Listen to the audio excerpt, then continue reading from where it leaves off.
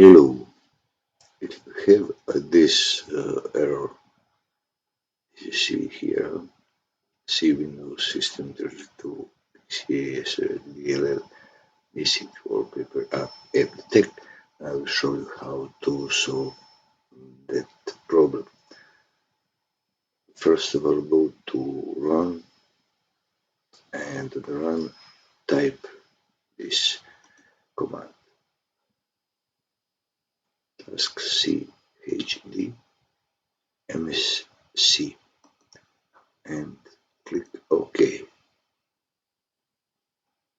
and open task shell. And now expand. We'll expand here, you can see. Go to Microsoft, then go to Windows, and here just wait. Here what we need is application experience.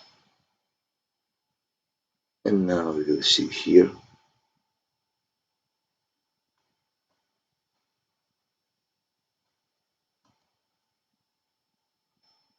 you see PcaWallpaper app detected. And what we do, you can delete it here or delete it like this. Do you want? Yes.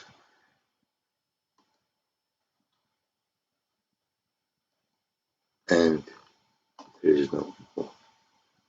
And click OK, and that will be all. So guys, thank you for watching, and